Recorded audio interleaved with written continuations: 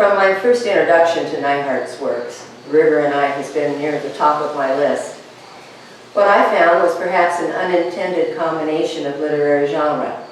A poet, one deeply schooled in the classics, writing a travel narrative with a mix of Western history and geology thrown in.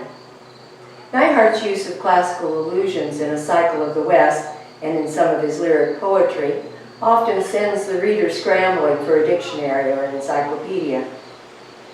And The River and I should be no different in that regard.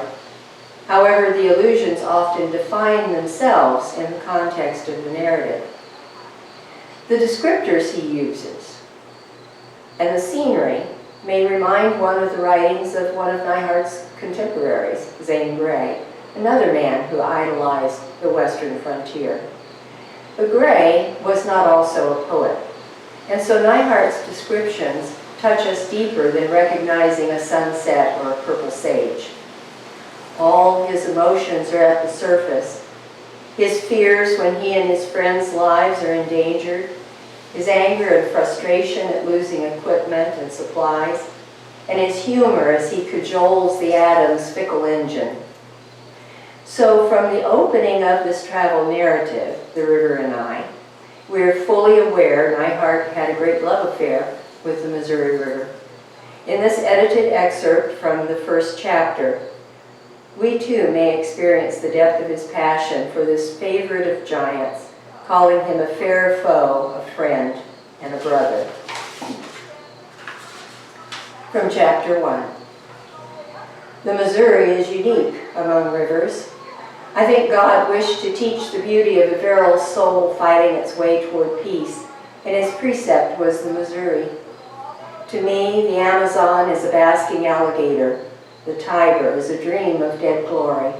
The Rhine is a fantastic fairy tale. The Nile, a mummy, periodically resurrected. The Mississippi, a convenient geographical boundary line. The Hudson, an Epicurean philosopher. But the Missouri, my brother, is the eternal fighting man. The Missouri is more than a sediment, even more than an epic. It is the symbol of my own soul.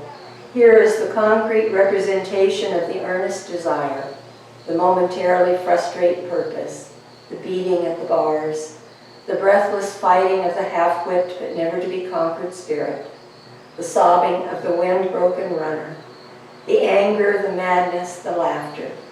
If in a moment of despair I should reel for a breathing space away from the fight, I could do it in no better manner than to lift my arms above this river and cry out into the big spaces, "You who somehow understand, behold this river.